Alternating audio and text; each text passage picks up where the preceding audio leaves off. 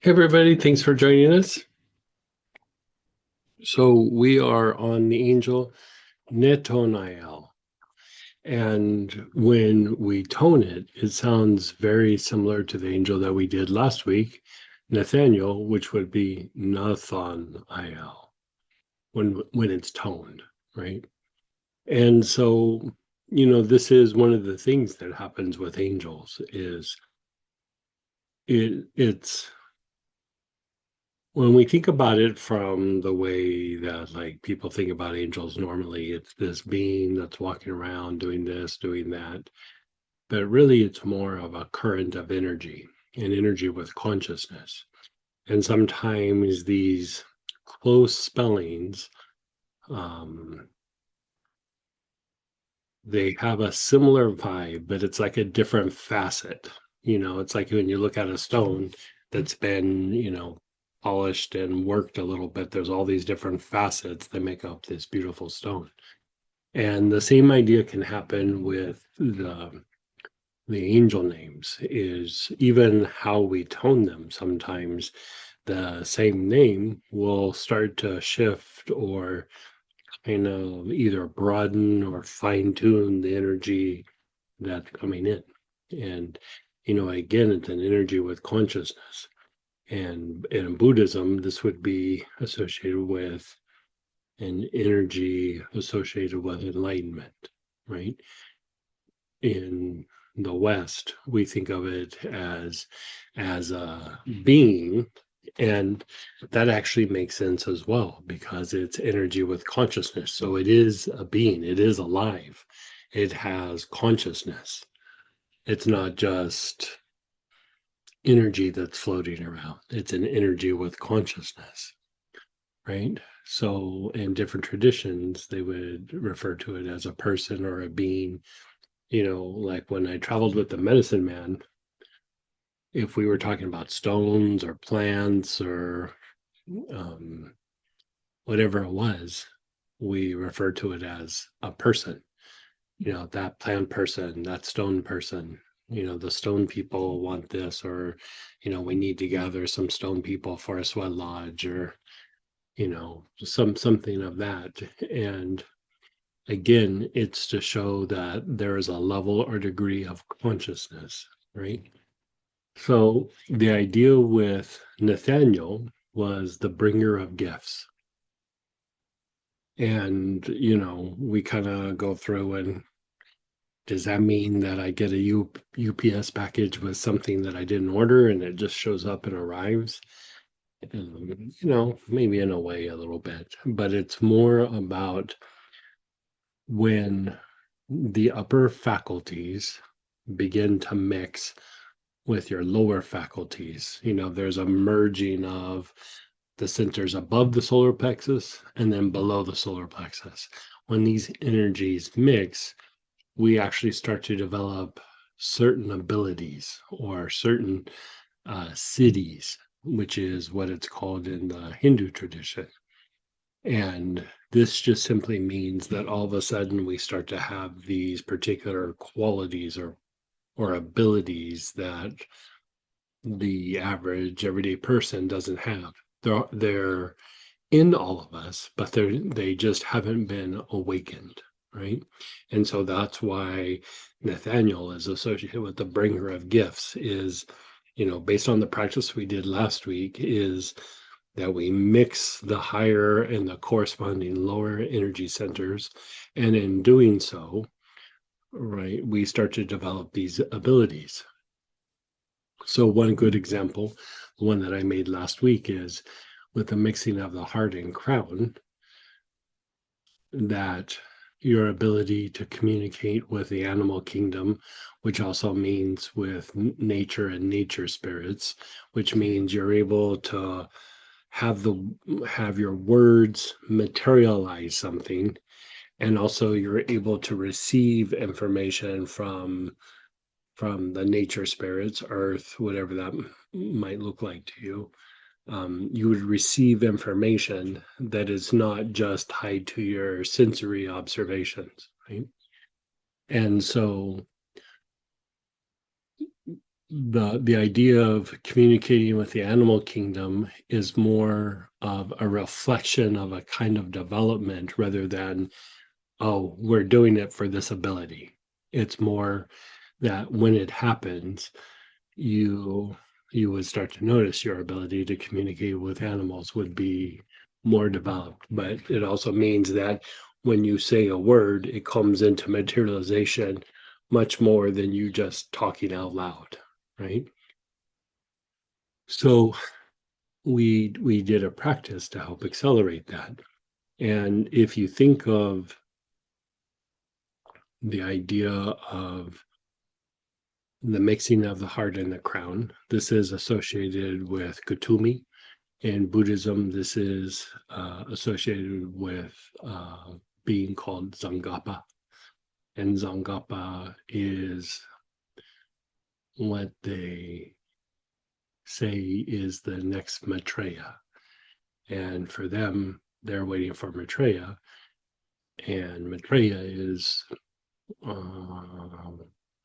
their way of saying Christ, right? You know, it's the Buddha Maitreya, which is the Buddha Christ. Different language. That's all it is. And so, huck around the esoteric campfire is that Saint Francis of Assisi, or the being that is also Saint Francis of Assisi, but in a different time, a different incarnation, is Kutumi. And Kutumi is considered to be the next Christ, right? And if you think of versions of when you see St. Francis of Assisi, what is St. Francis Assisi surrounded by? Animals. He got birds on his hands. He's got like rabbits down by his feet and a deer walking around him and, you know, hummingbirds flying around his head, whatever it might be. And again, it's not so much about the communication with the animals. It is about a kind of alchemy. It is a reflection of a kind of development or realm that you're tapping into. So last week we did this practice, and if you didn't do that practice, I suggest you go back and do it. It's a pretty solid practice. We even did it on Wednesday night with a mystical tool practice. We kind of combined that set of alchemies into the mystical tool practice.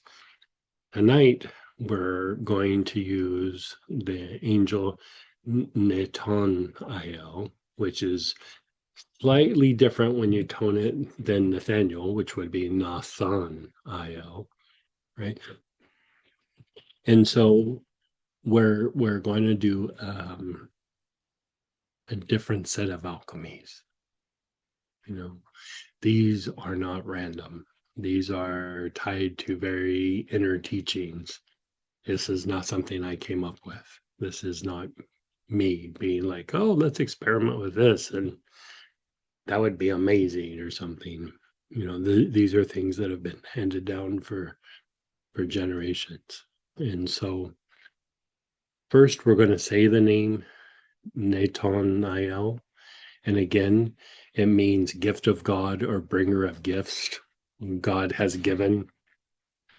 So guidance, protection, healing, bringer of divine gifts and blessings, angel of transformation and renewal, and guide to divine purpose. You know, the healing and the bringer of divine gifts and blessings, I would say, would be the big emphasis here, right? So, first, let's experience the name, and then we'll start practicing the alchemies, right? So, close your eyes. Would you get my door? Just kind of balance and center yourself.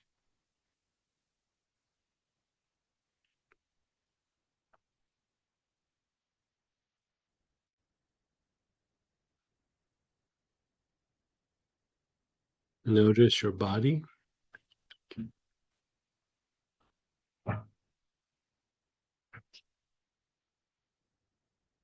Notice your emotions.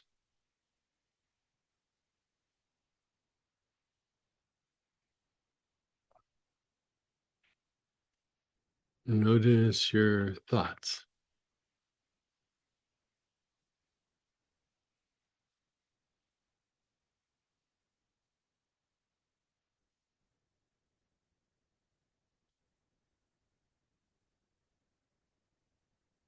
Okay.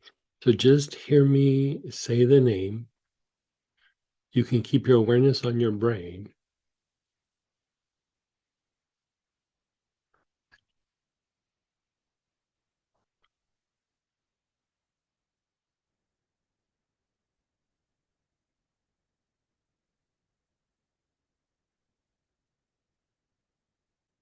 Neton.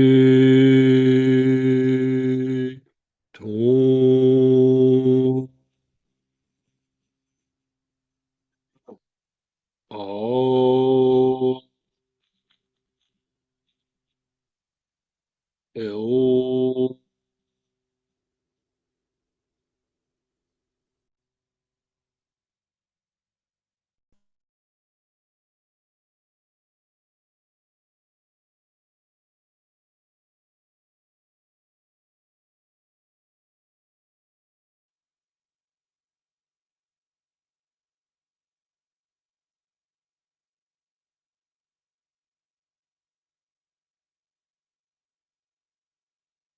Oh, let's have you silently repeat in your mind. Ne, on, I, L, ne, on, I, L, ne, on, I, L, ne, on, I,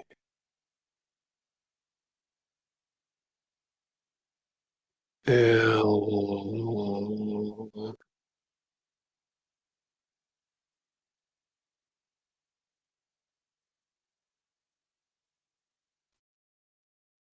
Let's have you take out your oil and begin inhaling with your awareness on your brain.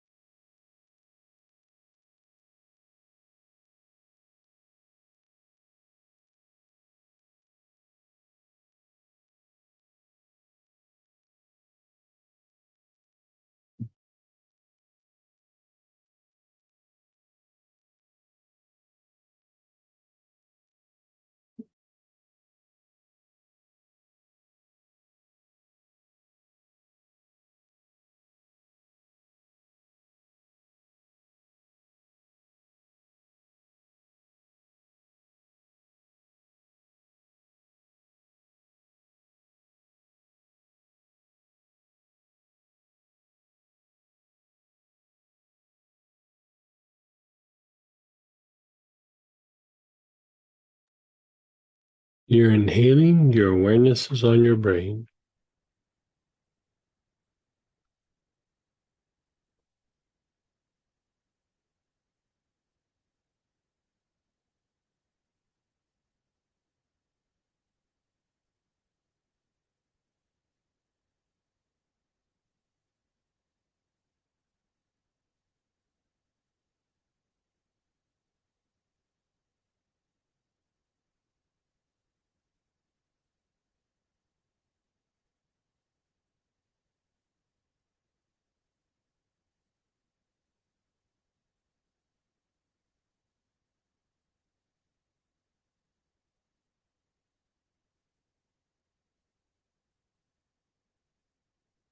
And then let it go for a moment and just be still.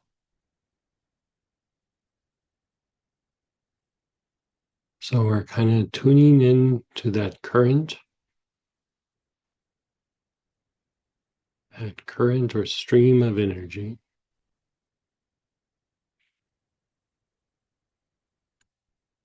Now let's guide it or direct it. Your awareness is on your navel.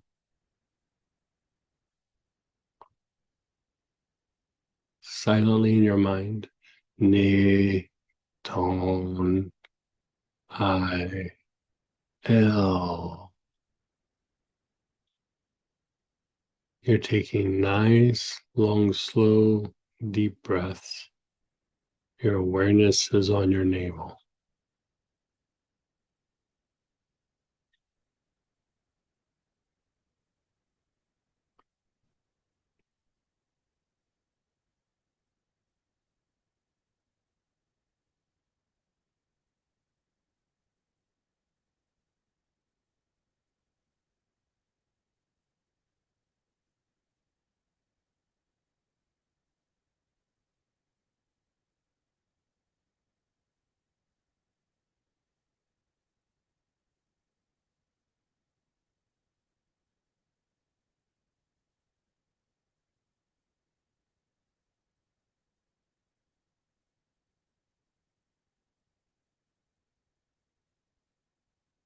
You're inhaling.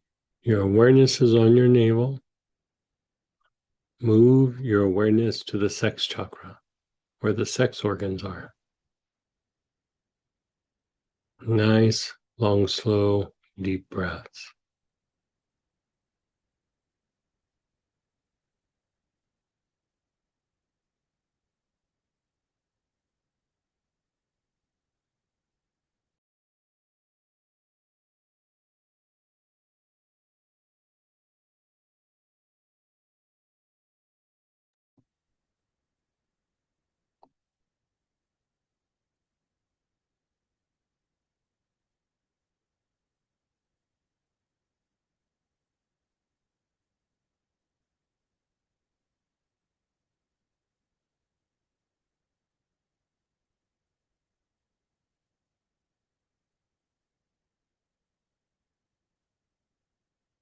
Your awareness is on the bottom of the tailbone.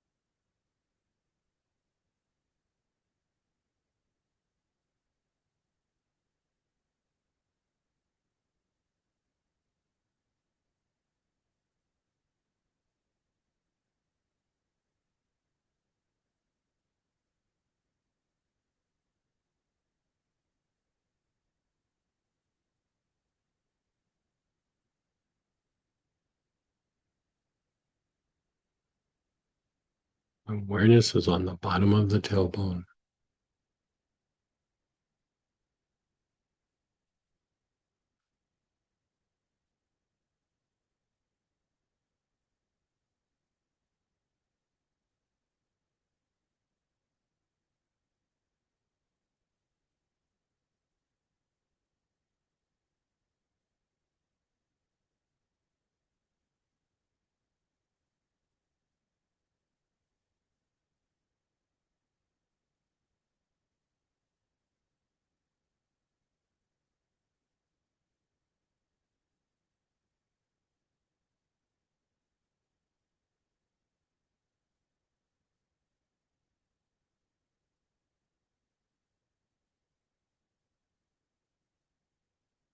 Your awareness is on your navel.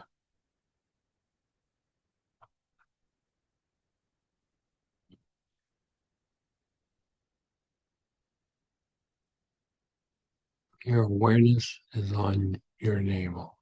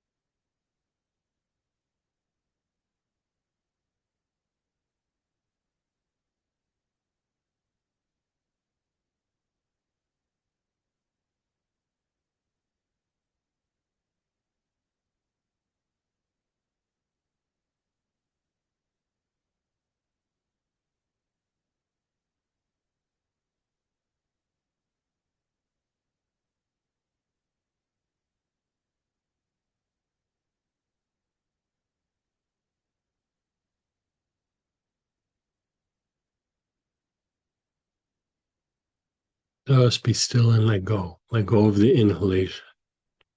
Just be still.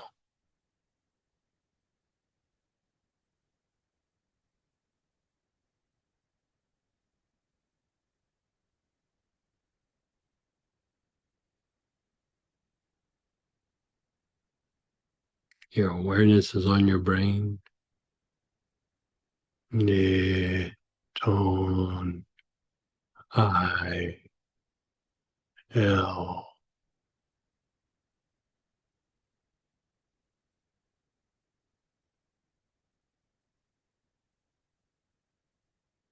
You're just letting go.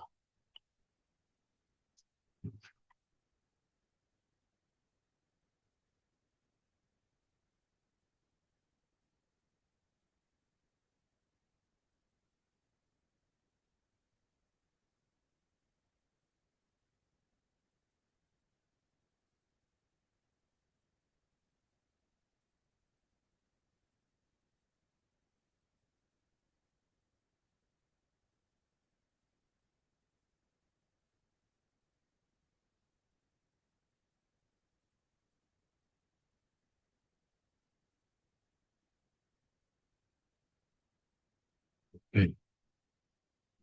Your awareness is between your eyebrows.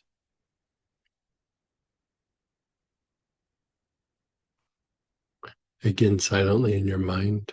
Ne, ton, I, L.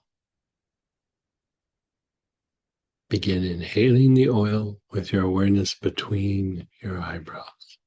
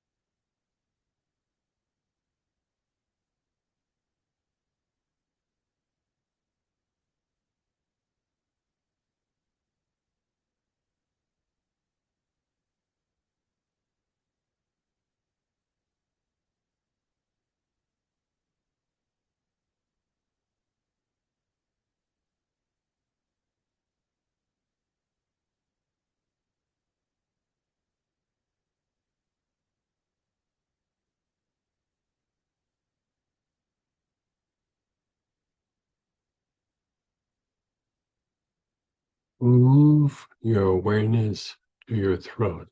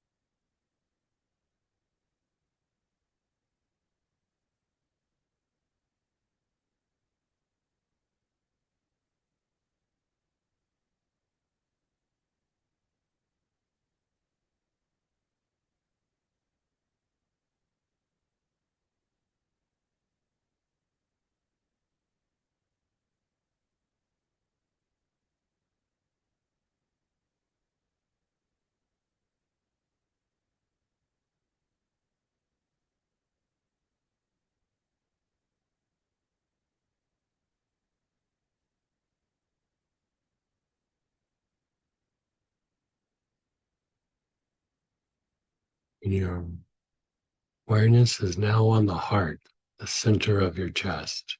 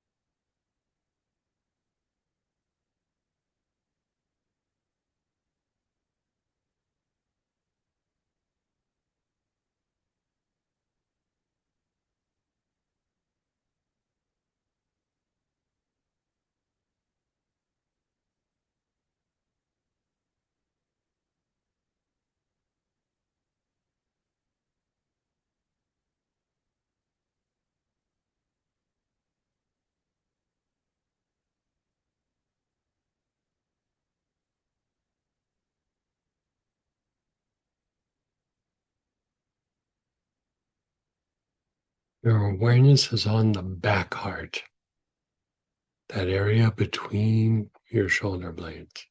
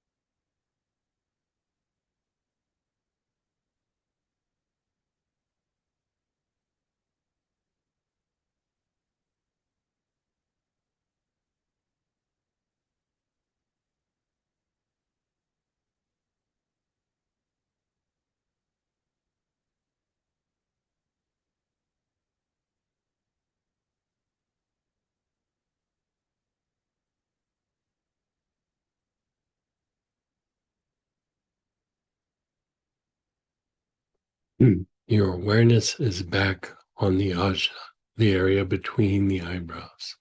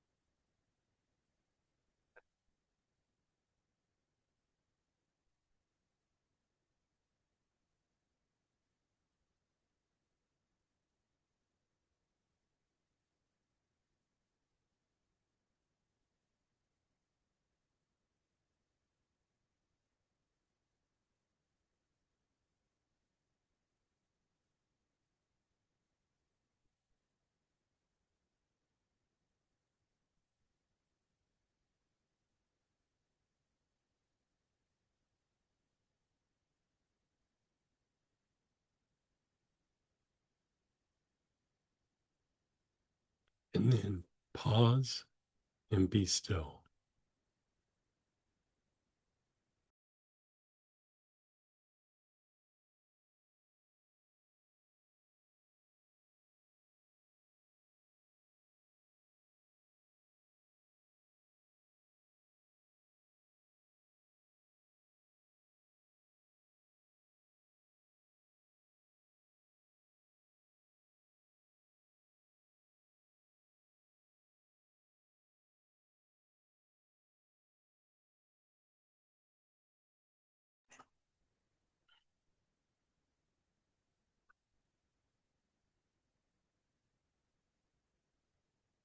You're just letting go.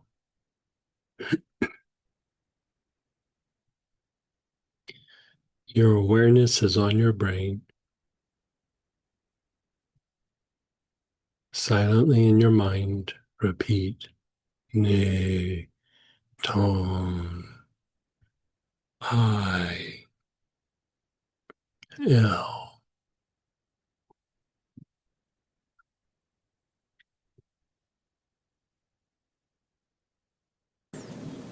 Ne.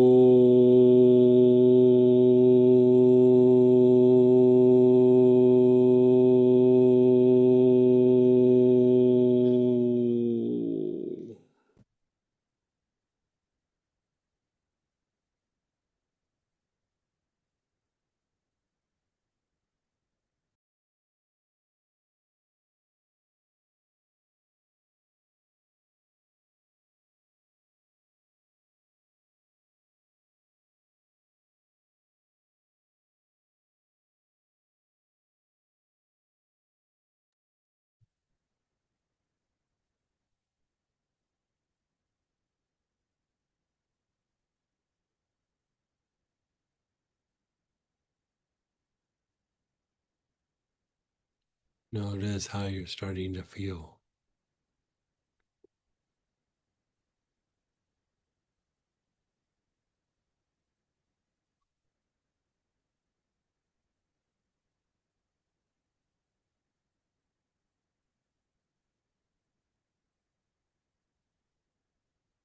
Okay, let's try this again. Your awareness is on your front solar plexus.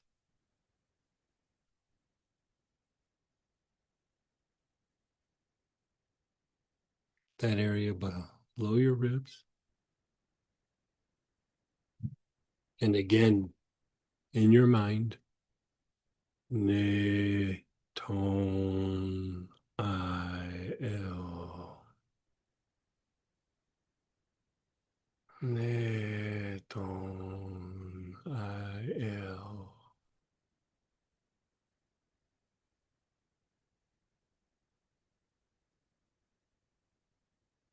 You're on your solar plexus. You're taking nice, long, slow, deep breaths.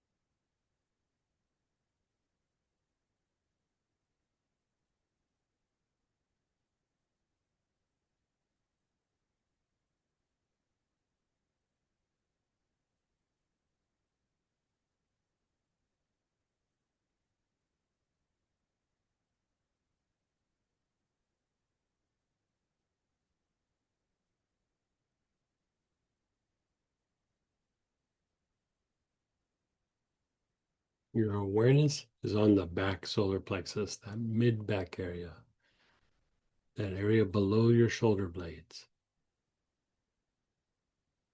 You're still taking nice, long, slow, deep breaths.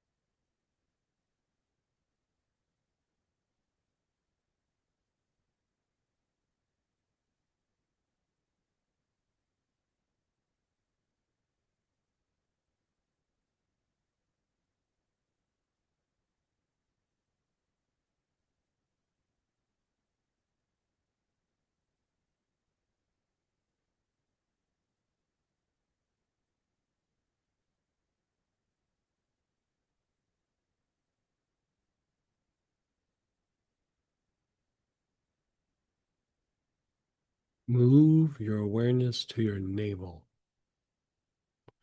Your awareness is on the navel.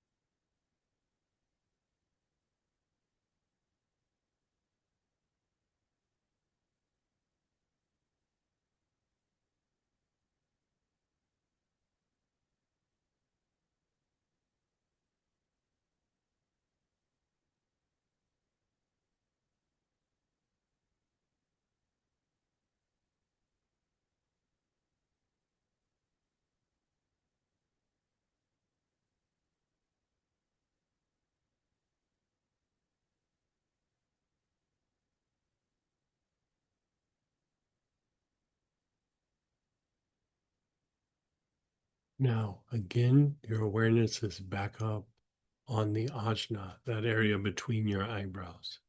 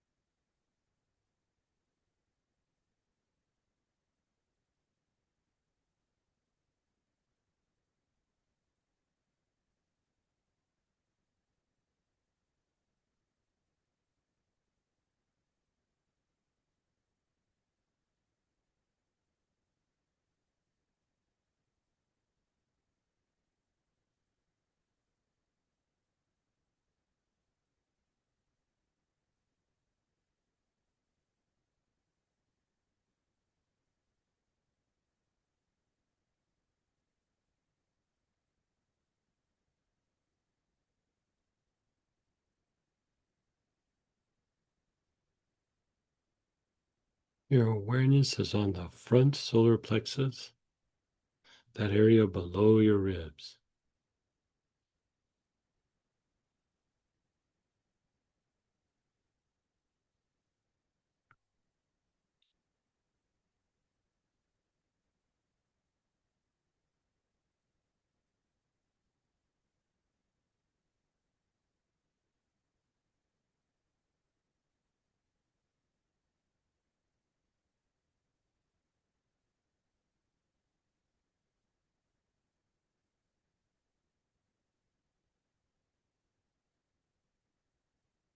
You're taking nice, long, slow, deep breaths.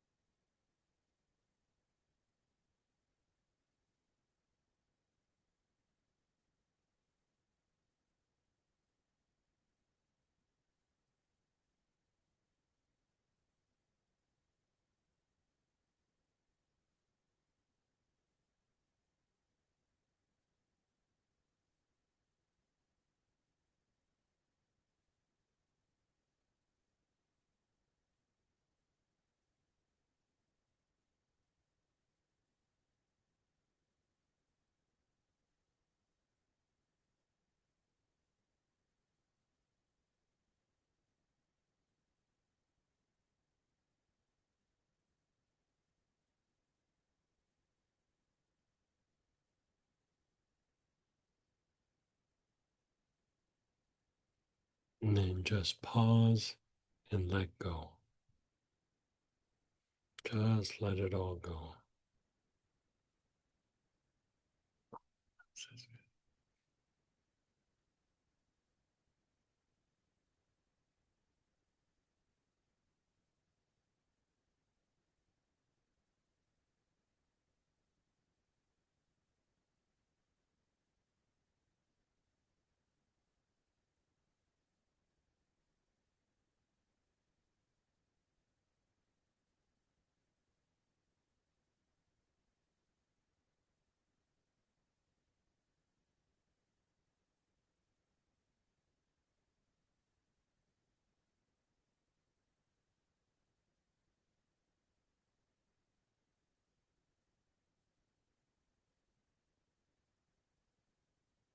Your awareness is on your brain. You're not inhaling.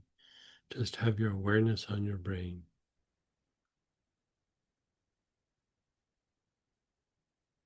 Silently in your mind, repeat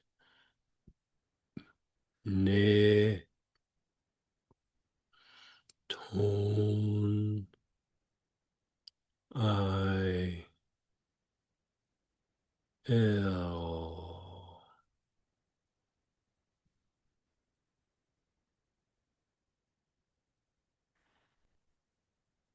Ne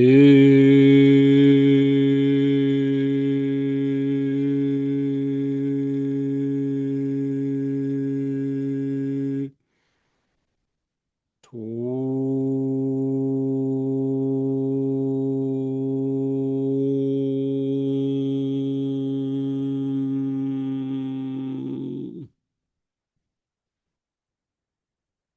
I.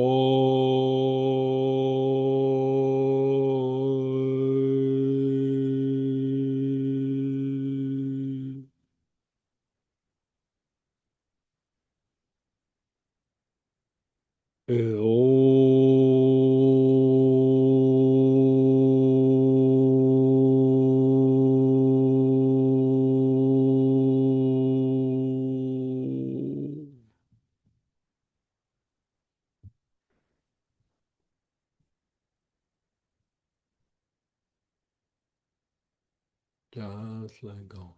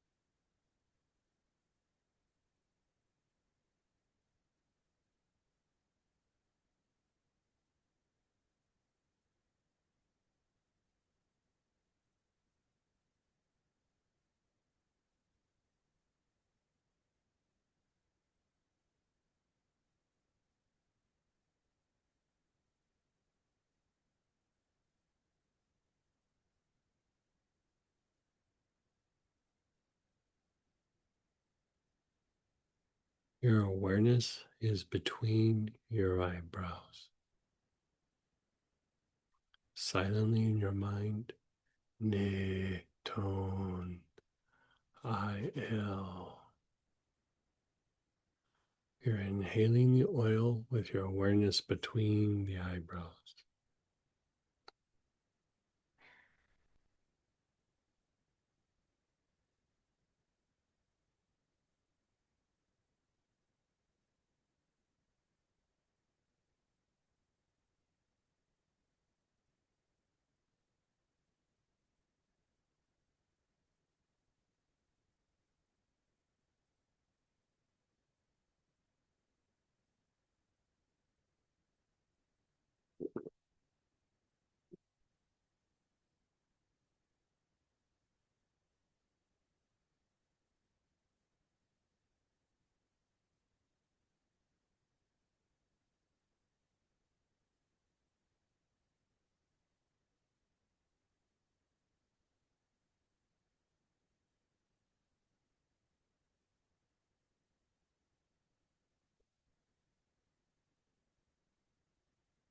Now, from your ajna,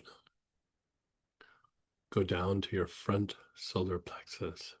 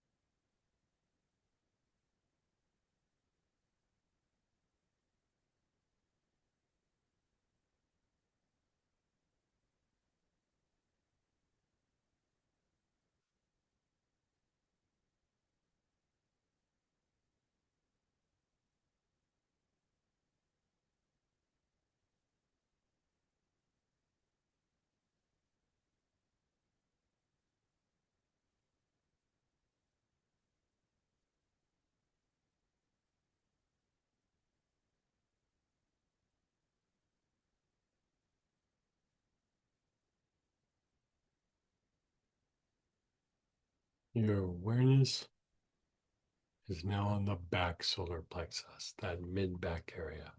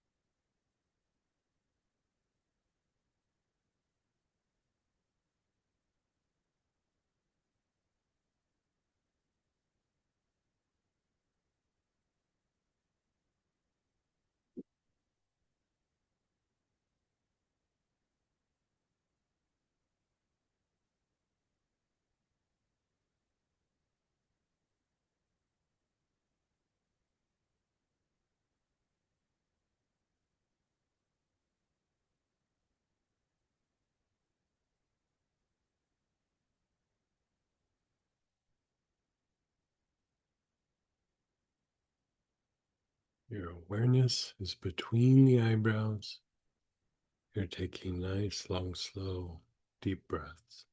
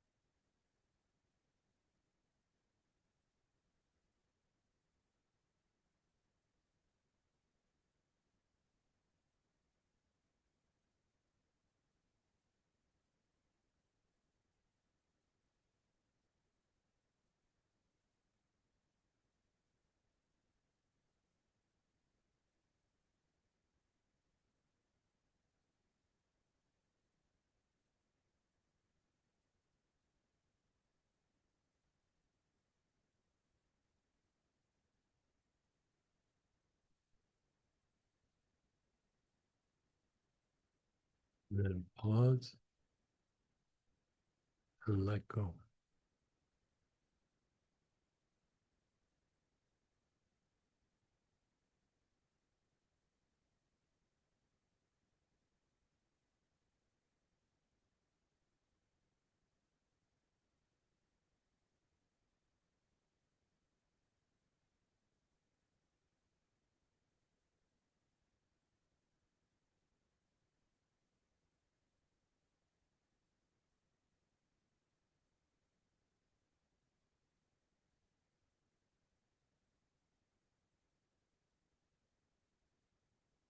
Your awareness is on your brain.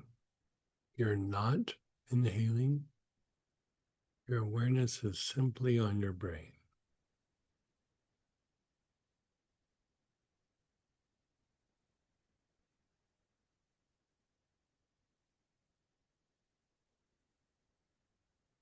Ne, tone,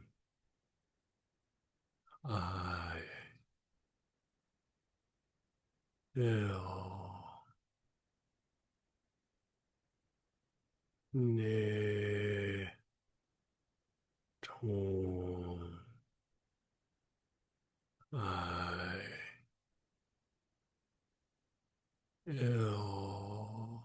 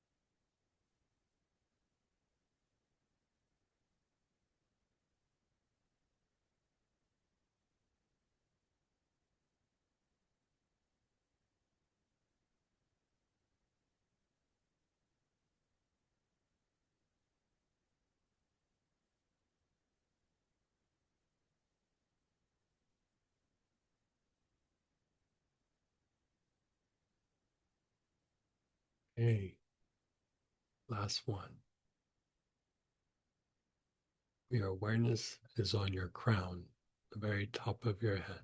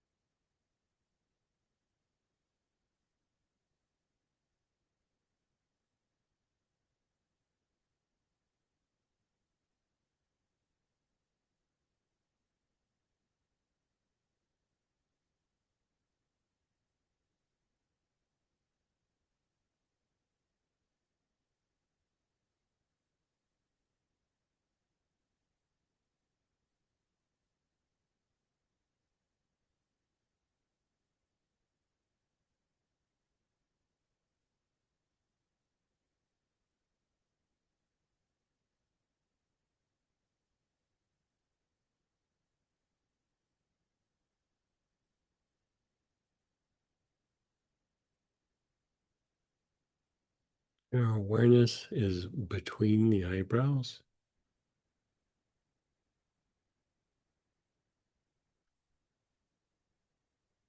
the ajna.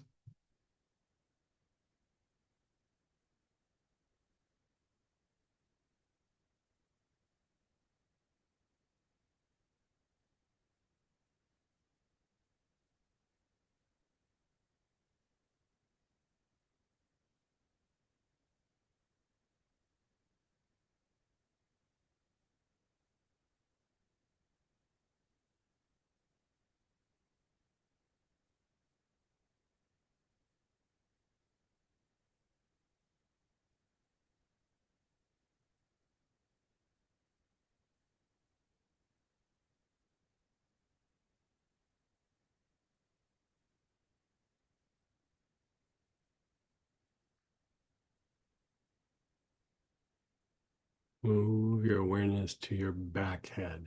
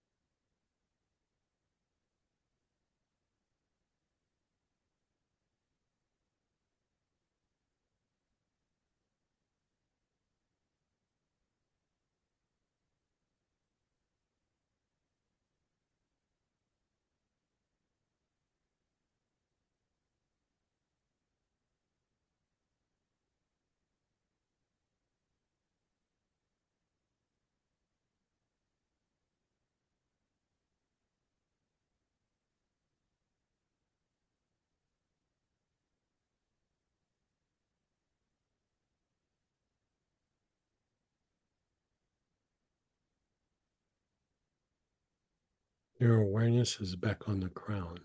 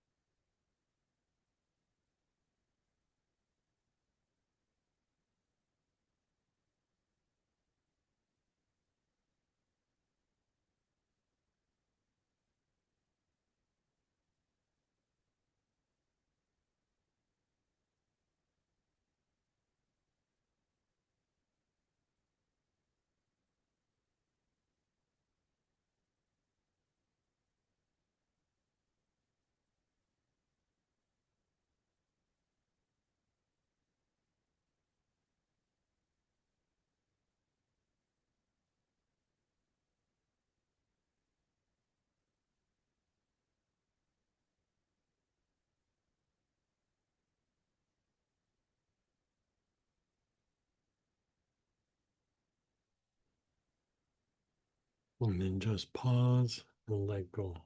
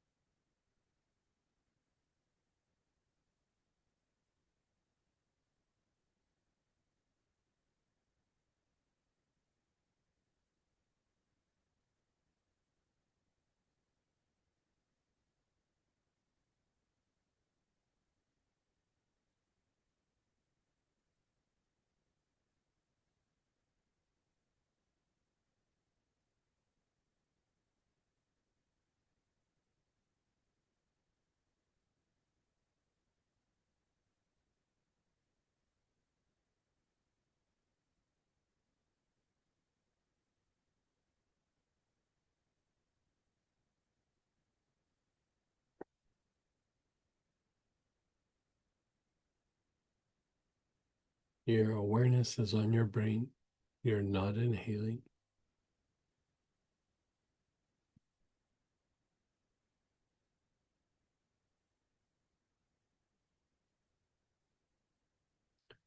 Neton il.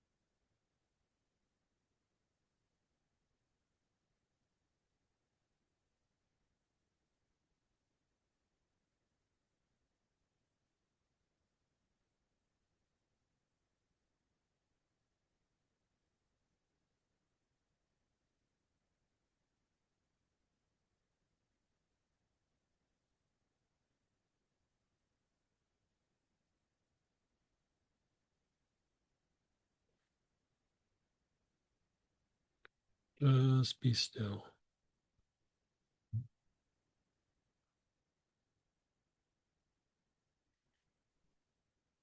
Neton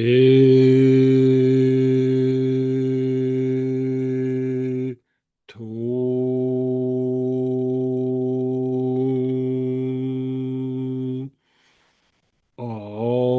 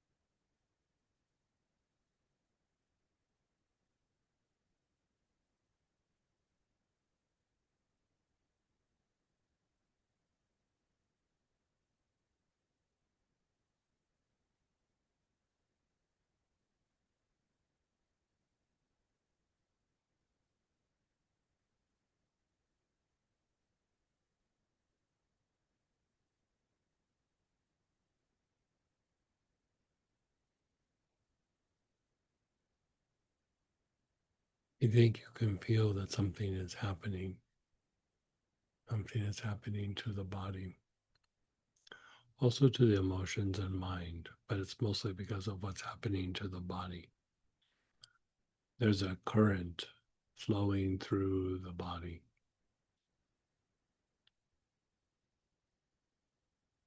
It's a very restorative current, very restorative.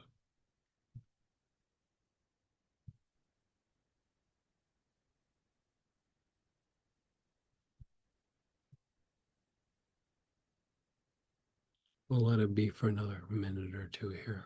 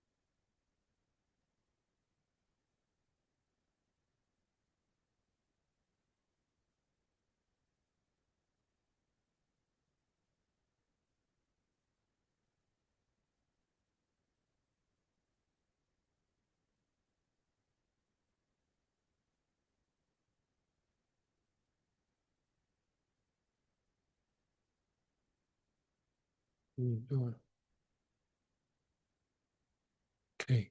So usually we would do one more piece. It's not so much about the mixing, but it would be something now that everything's been mixed, you take it to the next step and you benefit from that mixing. But we can wait a little bit and do some shares and questions, and then we'll come back around and we'll do that last little piece. But you can unmute or type in. Yeah, go ahead, Linda. Hey, hey. Hey, hello there. So it was really interesting. The most of the, I'm going to call them circuits or circulations were Mm-hmm. very much like I felt like a flow, between like the lower Mm-hmm. we did and then we did the upper one, and there was this flow of the energy moving, and I tend to see things in cartoon characters. And so my cartoon characters were like rewiring something, right? And then, Mm-hmm. but when we went to, and some of my question is when we went to the ajna and then we dropped down to the solar plexus, there was this part of me that went, "What? No, that's a big drop. We don't want to go there." And it was the huge, mm, like square, it was like an elevator shaft, it's like boom, down to the solar plexus. And then we Mm-hmm. did solar plexus. And then when you took it to the back solar plexus, it was like a great big bay door opening and a huge thing being shoved out the back. Yeah, It- so I was just curious because that one was such a, like, that was so jarring, that yeah, particular piece in comparison to the other parts that felt like so much flow. yeah. Anyway, so I was just curious if there was something about that. It was almost as if we were like building up a whole bunch of stuff, packing it up and getting rid of it. Yeah, I would agree with that. That's why I started laughing when you said like the bay door opened up and like some got shoved out. Um, so like that one is to it's you're basically kind of like you start with the ajna and you go down and you're basically kind of taking the energy of the solar plexus back up to the ajna. You could Oh, say that it's not really exactly the explanation, but it's like you're taking that emotion and making it mental. And hmm.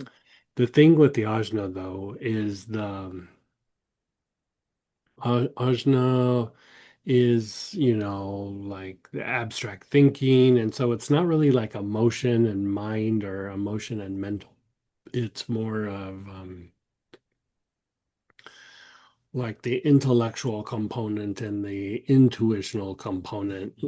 Like you kind of bring it up and it's like emotion and instinct and all of these things, and you bring it back up and it kind of mixes. And then the ajna becomes this like broader spectrum of all of it. Because even emotion can get generated right in the ajna. Mm, Like some of it is reactions, but like what we would call higher emotion actually comes more from here than down below. mm, And so it's kind of like this alignment that happens with, you're activating the ajna and you're going down and you're kind of grabbing it and you're pulling it up. And it's like you said, like the bay door opens and it's almost like, okay, things are moving, got to start getting rid of stuff for this to happen. Like it's like you kind of start throwing things off. And really what's happening in all of these is that it's a kind of restoration to different parts of the nervous system. And the thing that you're throwing off is like not just like loops, but a lot of what you're throwing off is survival dominance, where when we are faced with something, we kind of have these reactions of like survival, got to defend, got to protect, got to get that last word in, got to do this, got to do that. And when you really start to shift out of it, it's almost like, no, I don't. And it's not that like nothing really matters, but it doesn't matter the way the survival mind thinks it matters. mhm, There's some times where it's like, yeah, that needs to be done, but it's not, it needs to be done. You know what I mean? It's like it's this edge kind of comes off of it. And in that, we start to go deeper and deeper beyond the senses, and we start to be able to have like these other experiences. And in that ability to go beyond the senses, we keep throwing off more and more of that like that survival dominance. And a lot of times when we think about it, we think about it like, oh, it's my body, oh, it's my emotions, oh, it's my thought. But the thing is when we're in fight flight, when we're in dysregulation, when we're in survival dominance, if we were Buddhists and talking about it, we would be calling it attachment. mhm, Because when we're in that mode, we micromanage. We try to manage everything in the environment, and we send out cords, and we have other people's cords come in and we react, and we're invested in what happens, and we want it to be a particular way, and all these things. And really all that is one part of the nervous system thinking it knows best and the other part not getting to play. That's all it is. And so in going through and doing this, you're bringing that other part of the nervous system, and all of a sudden, like you said, all of a sudden you're throwing things off. You're just basically what's starting to happen is you're like, yeah, I don't need that attachment. I don't need that attachment. I don't need that attachment. I don't need that attachment. I don't need this little box of attachments. I don't need that. Like, you just start kicking things off. And then it's not even that like, oh, we feel better, but we're constantly influenced by the things we're connected to in the outside world. And when we go through and start shedding some of these things, we get to come to this place, the center of being, that is not about those connections or the past or other people's stuff and trying to maintain ourselves in some situation. Or it's like none of that. It stops being about thinking and it starts to be about being. mhm. With all of the work we're doing with the angels this year, I am noticing that very much in my life, how I am much less reactive, much less Right. in that, I really, I don't, it's such an interesting paradox, right? Because it's like I don't care about certain things anymore. Right. And Yeah. yet I care so much more deeply. Right. Yeah. Yeah, it's a wonderful thing It's to it's a different kind of caring, because exactly. Yes, I've gone back and forth with like, do I really not care about this anymore, or da da da da da? But it's like it's not survival caring anymore, and right. it's more like from a vagal tone or intuitional, which I think is um it's more like heart centered, it's more upper centers. It's not about, because like if we really look at it, or at least for myself, if I really look at it, there's always some part of survival in it, or maintaining something, or micromanaging something, or making sure something plays out a particular way. And at some point you just go, but does it really matter? Even when it works out the way I think it should, it never matters. It never matters. And I might feel like, oh, I did it or something, but other than that, it doesn't matter. And so, like, this other way of caring, it feels more present. At least for me, like when I try to explain it to or just think about it, like it feels more present, it feels more genuine, it feels less reactive. It feels like I'm getting the present, the past, and where it's going in the future. Like it is a different dynamic, is the best way to say it, or at least for myself. It's just a different dynamic. And the more I experience it, the more that's what I want to choose. Right. Yeah, I love the way you described it. All those words you just used, that's exactly how I would Yeah, describe it. It's a feeling of being very present. You said it right, earlier, it's about being and just being with everything right.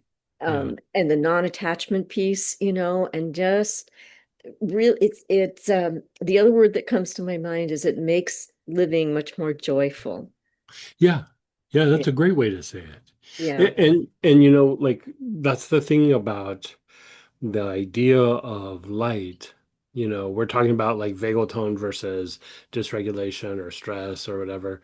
And then intellect and intuition is that the more that we're able to experience vagal tone or intuition, so what we're calling light, right? The more that we do that, the more that we are shifting out of that survival mode, that dysregulation, that stress, that micromanaging, whatever, we're stepping out of attachment, and we're stepping out of thinking, and we're kind of more in the place of being. And so I mean, that's literally what it means, walking in the light. Mm, And then light eventually turns into love, which is stability and providence. So, a lot of times, even in the face of something bad happening, if you can maintain that, and you might get stressed, but you're able to have vagal tone, and you might be intellectual about something, but you still have that intuitive part, and you're not really like thinking and micromanaging. You're like, yeah, you're taking care of some details, but you're also just being.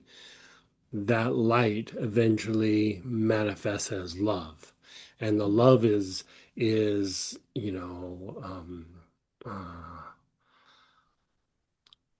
it's that stability, it's that providence, it's like, it's something beneficial.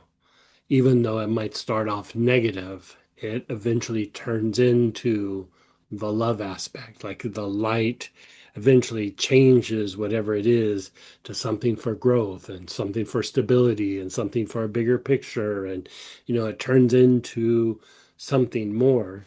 And when we can experience the the love to a higher degree, where even when something negative happens, we don't lose ourselves, we stay in the light, and eventually it starts to manifest as that providence and stability From there, eventually, there starts to be realization, like a deeper level of realization.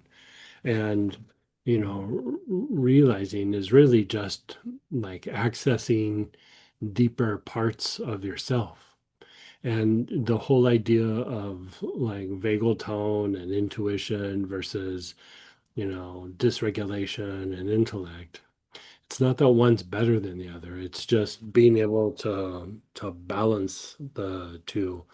And it's tied to this very deep philosophy that was put forth by Kutumi and by Zangapa, which is really the same being, but different cultures. They were showing themselves to different cultures, and it's the idea of the vagal tone and intuition is the idea of emptiness, and the intellectual side and the survival side is tied to interdependence.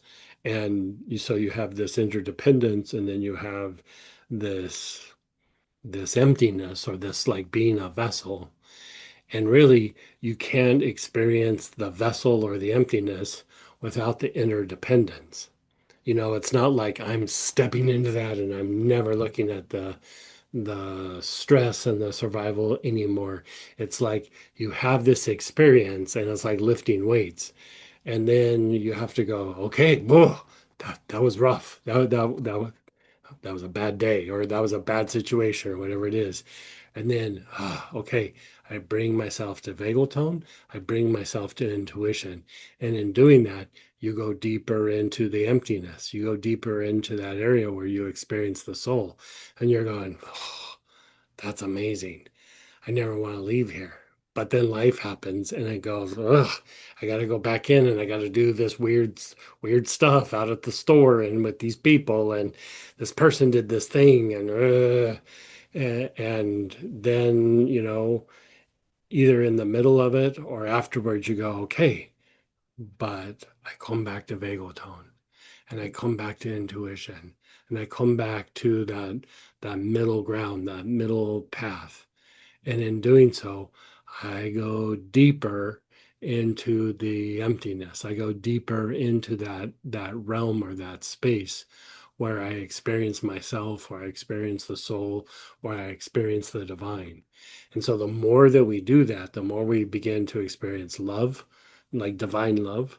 And then eventually the divine love turns into creative destruction, which is realization. We begin to realize our true nature, the nature of the situations, the nature of life, and the nature of things even bigger.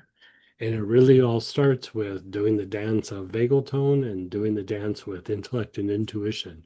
Like you almost can just use that as like a steering wheel of like just every time it happens, you go, okay, vagal tone, intuition, middle ground.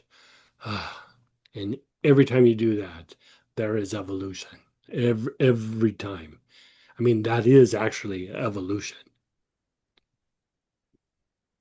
Well, it's great because the practices really are helping me do all of that, and it happens so much more quickly than it used to, you know. Yeah. Isn't that Yeah. nice? Oh Yeah, my it's God, it's so wonderful. nice. It is, Yeah. Yeah. So thank you. This is really wonderful. I gotta say, I think it's funny now, but like, I don't know. I was like, I don't know, 15 or 16, the first time that I sat down and meditated or whatever. And I experienced light for just a moment, like just this blinding light. And I like I opened my eyes and I was like, I know what that was. I'm never doing that again. Like it freaked me out. And now, like, we spend so much time going, oh, if I could just have a little more, if I could go a little deeper. But in those first times, that's the thing why I always say like little movements is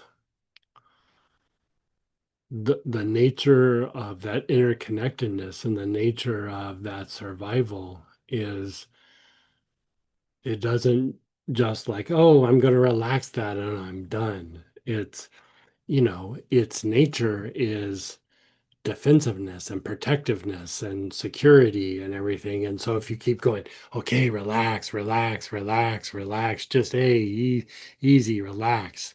At some point, it pushes back and goes, are you nuts? If I relax, something horrible is going to happen. Something's going to fall apart. The other shoe's going to drop.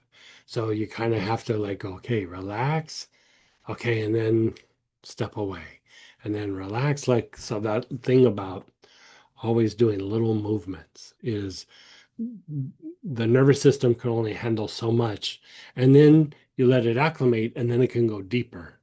But you know, it is that play back and forth. You know, it's yin yang. It's that play back and forth, back and forth, back and forth.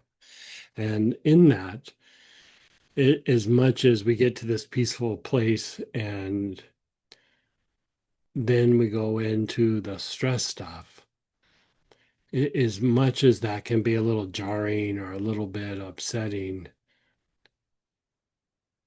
there is a like kind of a gentleness in it, you know, because like after a while you get kind of used to it and you go, okay, well, this is just how this goes down or whatever. And this isn't the end of the world. It's just a difficult situation. And then you step back in and then, you know, it keeps going back and forth, back and forth. And then,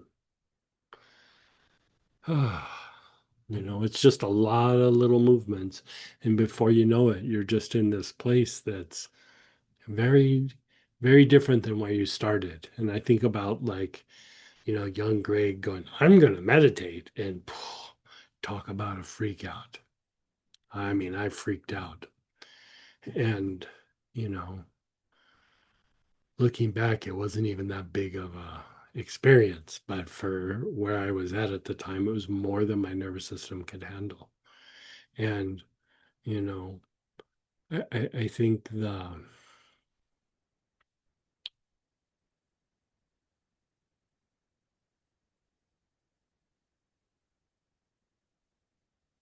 more that we kind of keep having the inner experiences and the more that we keep going outside, and even though it's it's jarring or it's different or it's a little bit of a struggle, if you really think about it, it is softer than it used to be, and it's not as scary or the freak out isn't as deep, and there's like a little more depth perception and there's less of a reactiveness to it. And the more that it happens, there just starts to be this like peace that washes over everything. It doesn't matter if you're on this side and the emptiness or this side and the stress. Like in the background, there's just always this kind of low grade, like peaceful feeling.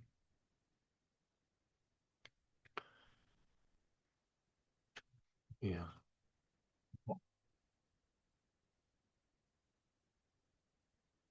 Nice.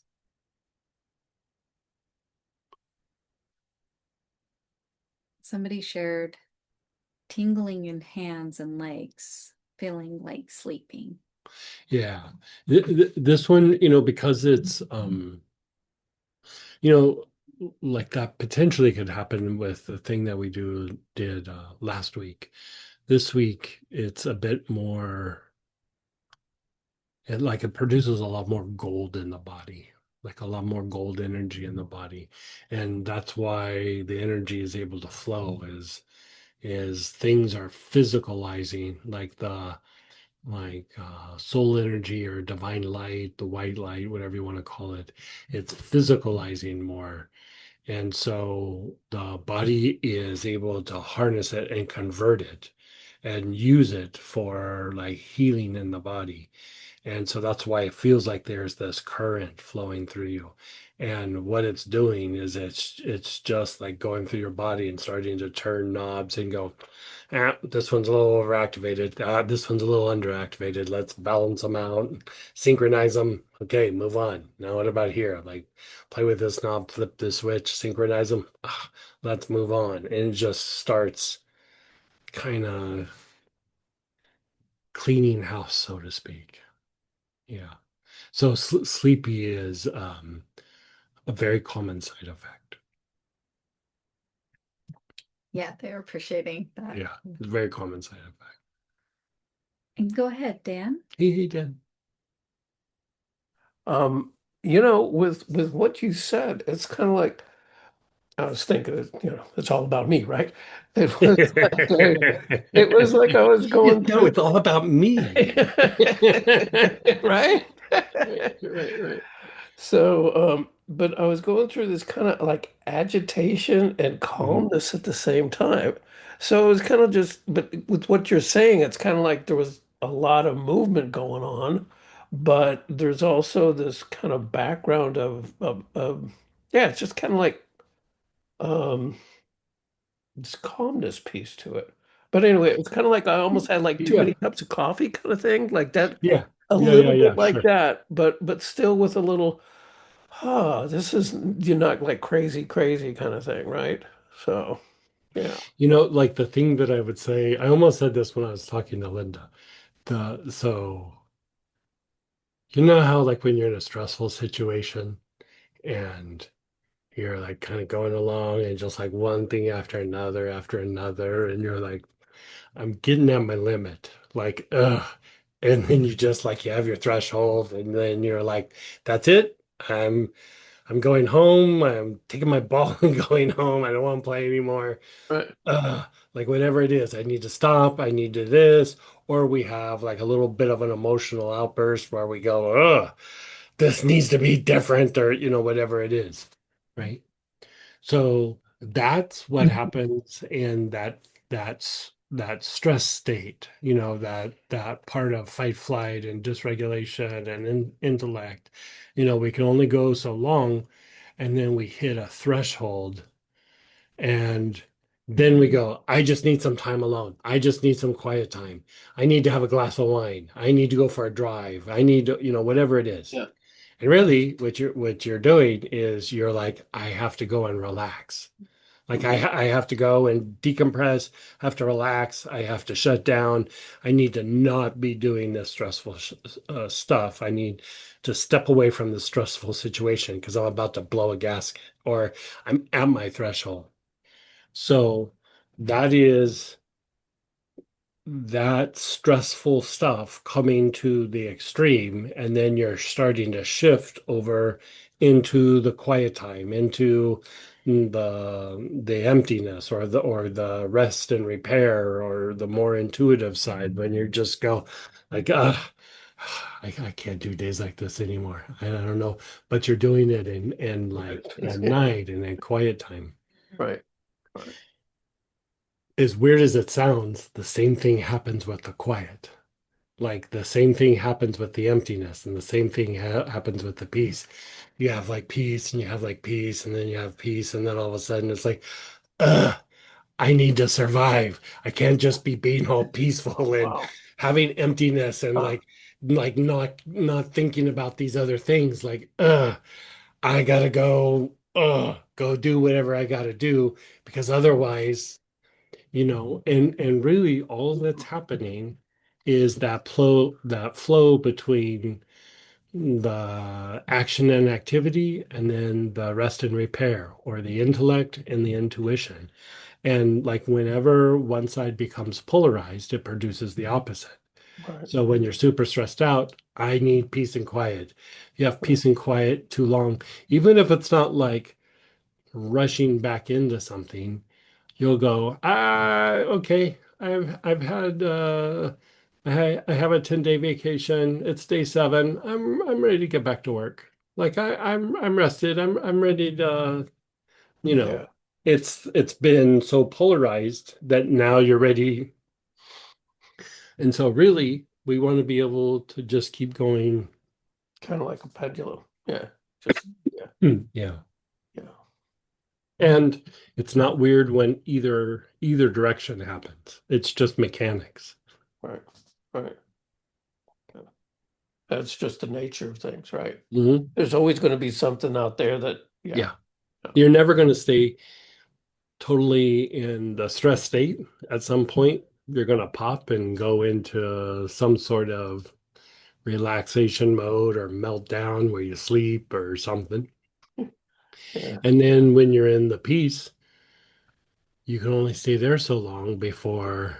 something's got to give, and you go do Yeah. some action activity. Yeah. You got to get Yeah. up again and start moving around. Yeah. So if you know it, you just go, okay, I've had peace.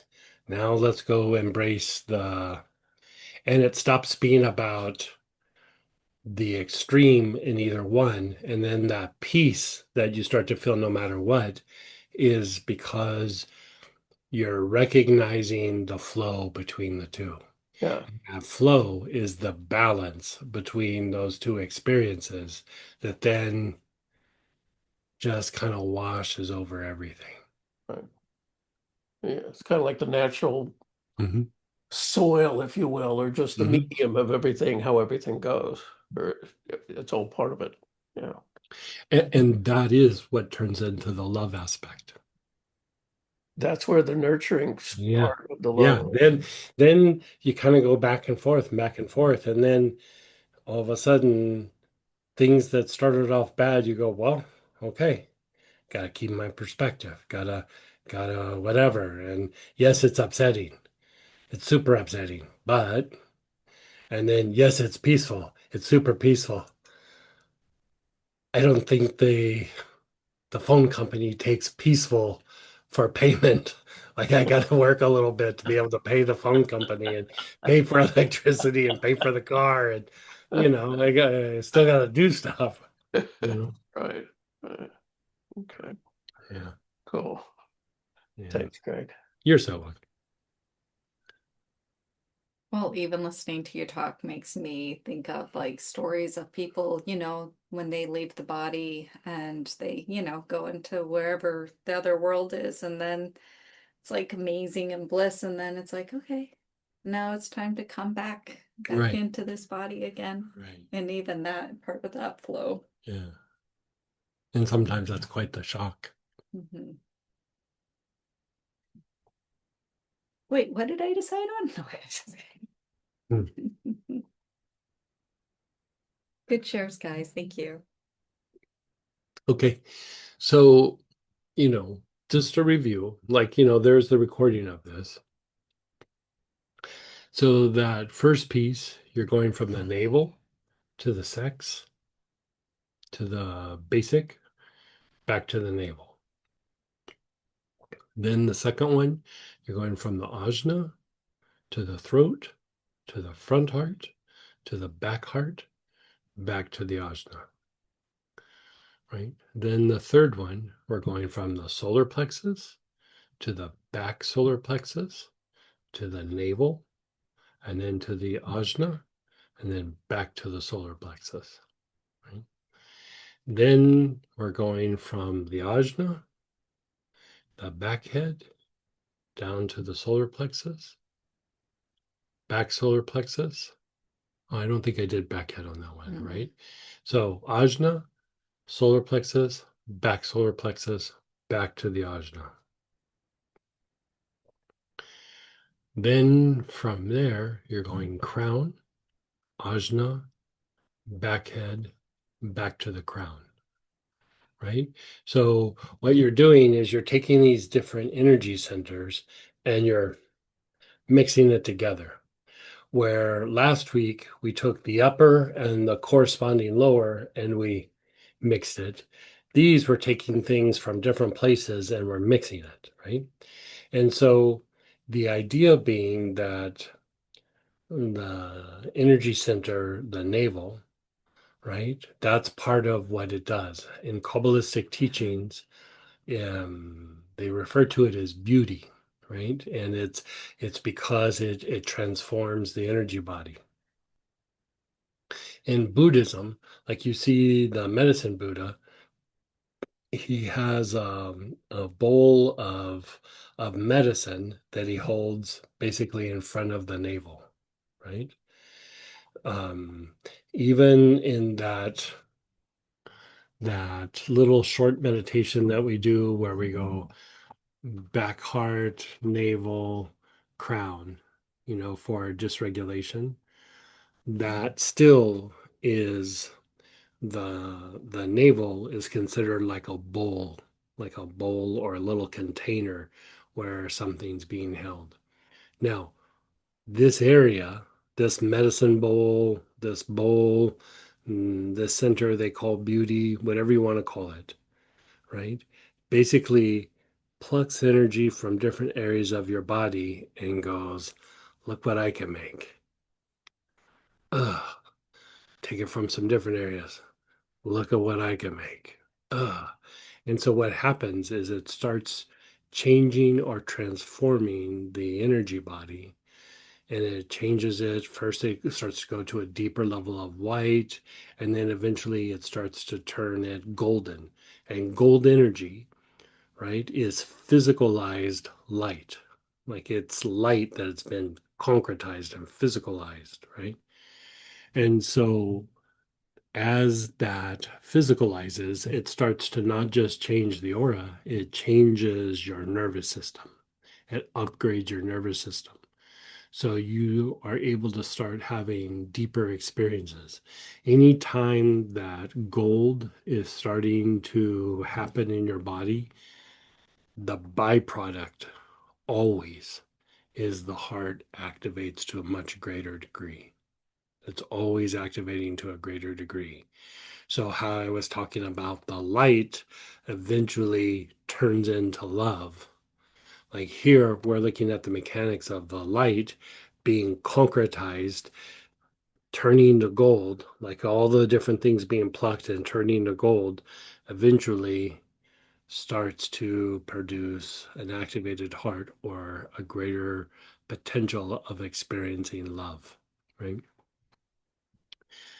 So once we begin to have that experience, again, we want to shift the energy from down below to up high. We want our lower energies to move up to raise in vibration. And so this is a deeper practice associated with the meditation on the lotus. So after you go through and you do all these little mixings, part of what you do then is you do the meditation on the lotus, the blossoming lotus, right? And so let's do that. So close your eyes.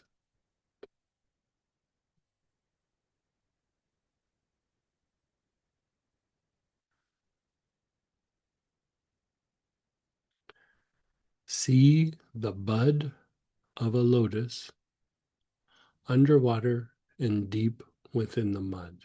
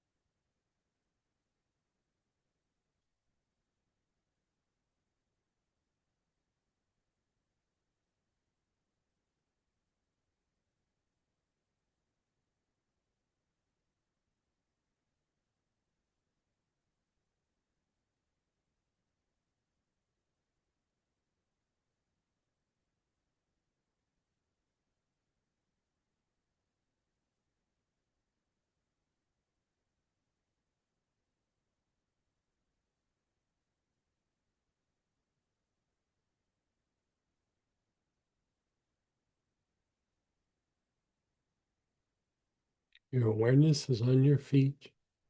You're meditating on the bud of the lotus underwater, deep within the mud.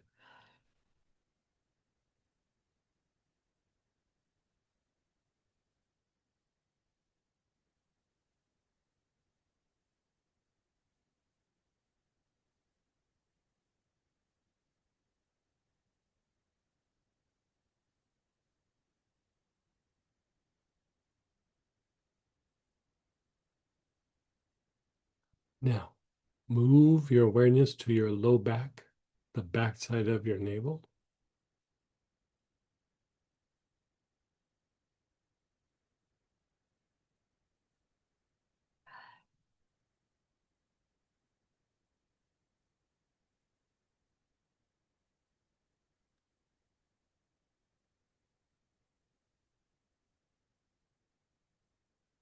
And with your awareness on the low back, the back side of the navel, see the bud of the lotus rising up through the water.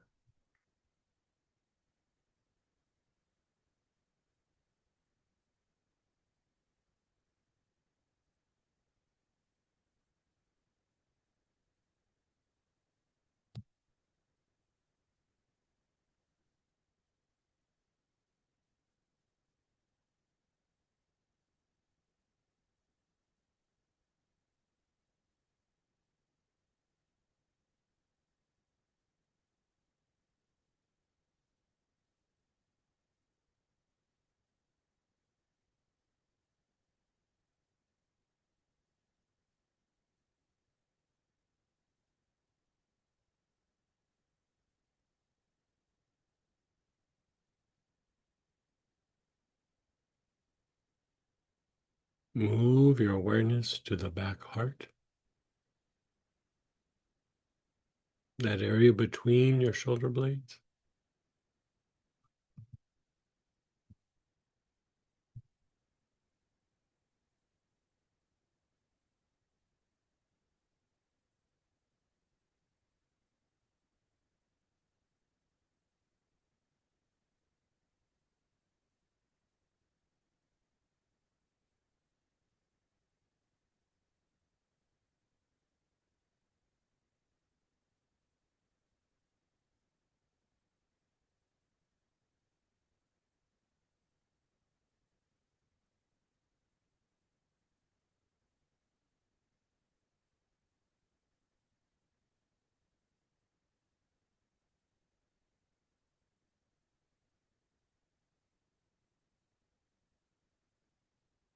The bud of the lotus is surfacing and beginning to blossom with your awareness on your back heart.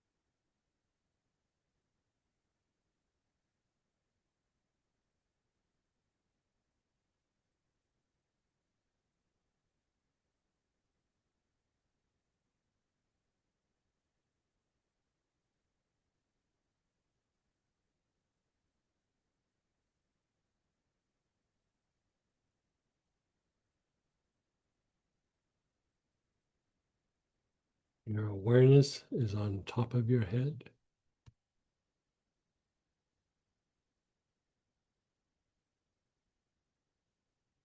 And with your awareness on top of your head, see the lotus in full bloom.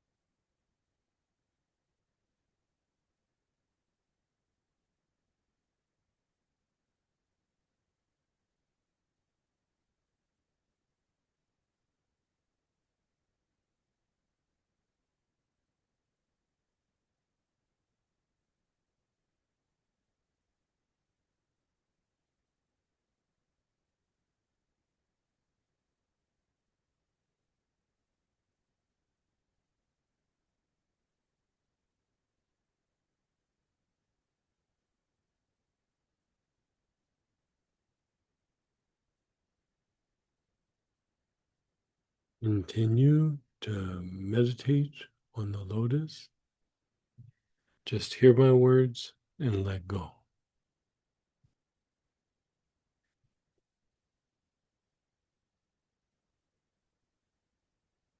Netoniel.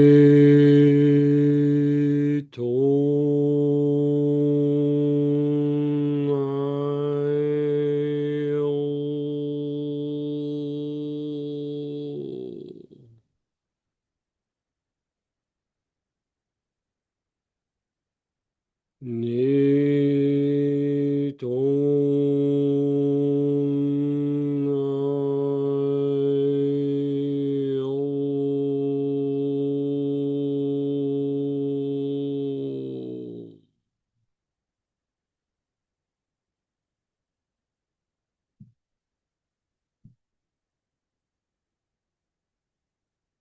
Netoniel.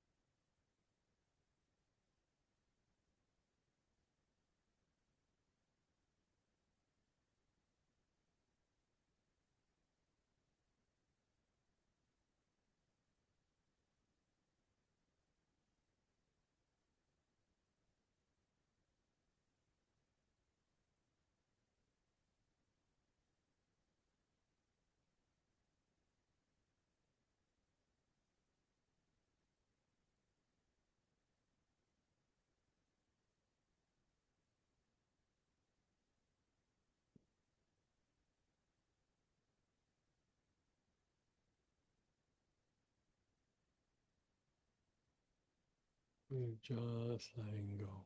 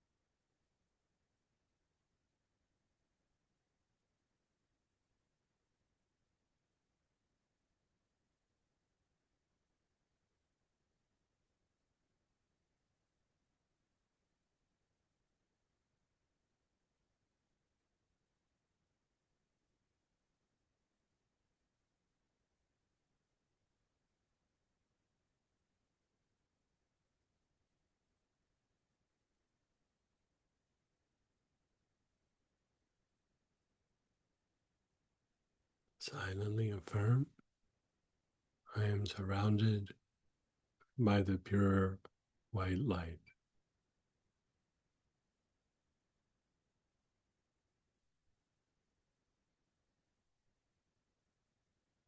Only good comes to me. Only good goes from me.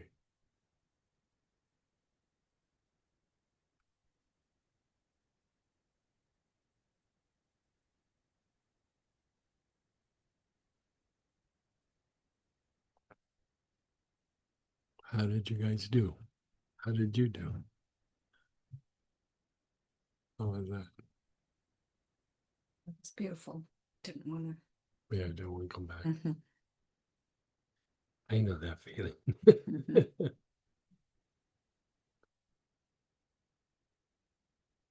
Yeah, but if you have a share or question, you can unmute yourself or type it. Yeah, go ahead, Linda.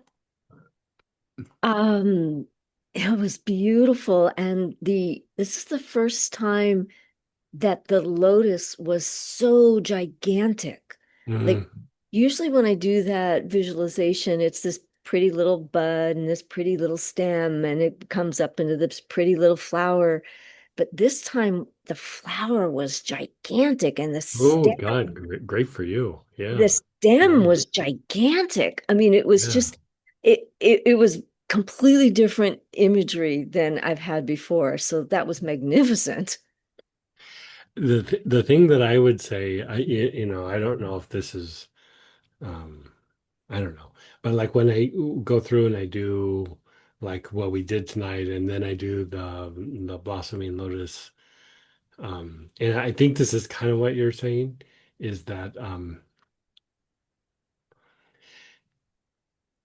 I think a lot of times I'm visualizing the lotus, but it's like when I go through and do this, I'm observing the lotus. You know what I mean? Does that make sense? Mhm. It's It does. like Yeah. this is not me like having to conjure a thought in my head. Like I can just go, Mhm. yeah, I'm watching it in motion. Mhm. Yeah. Yeah, and I think it was more like that. It was more like Yeah. just looking at it and just so the perception of it, I guess, Yeah. was so much bigger, so much Yeah. broader, so much And like easier. Like and it's oh, like, much easier. Oh yeah, yes, much much easier. easier. Yeah. There wasn't any work involved. It was just Yeah. observing it and noticing the grandeur of it. Yeah, Mm. it was Good for you. wonderful. Thank you. Good, good. Yeah, good for you. Someone shared, this was the most quiet I've ever been. Still bap, bap, bap of thoughts and a pervading quiet. Thank Yeah. you. And yeah, watching the lotus fall.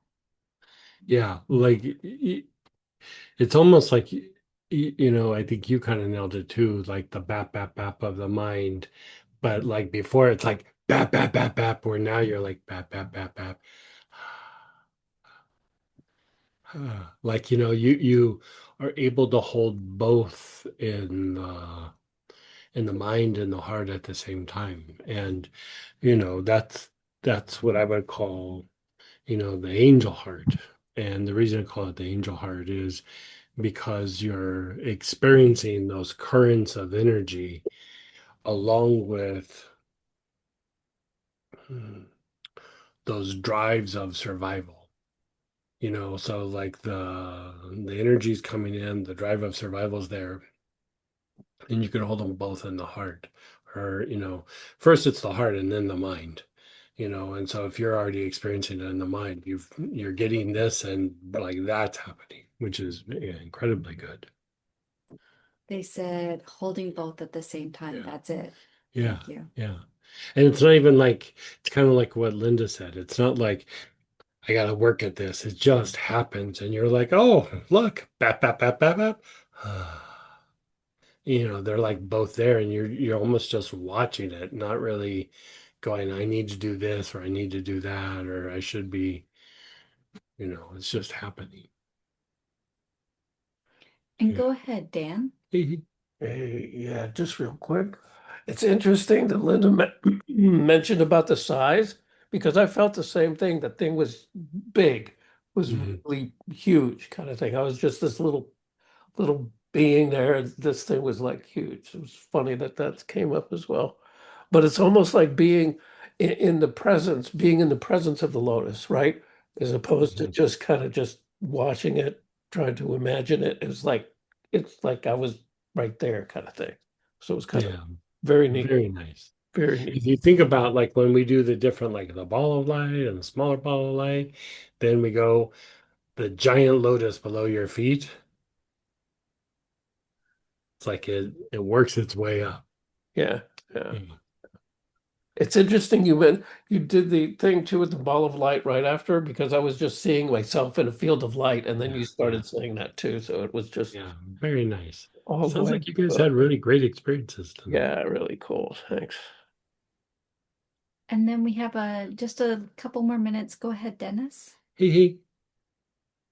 Hi, can you hear me? Yes.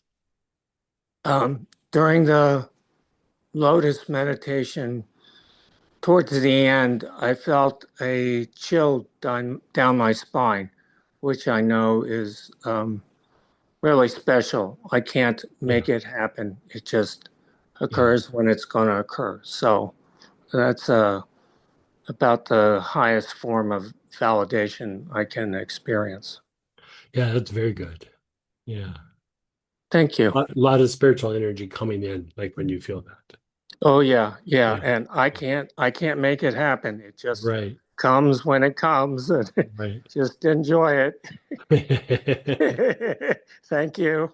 it's an e-ticket roller coaster ride, you Yeah, know. there you go. Yeah, Thanks, man. yeah. You're so welcome.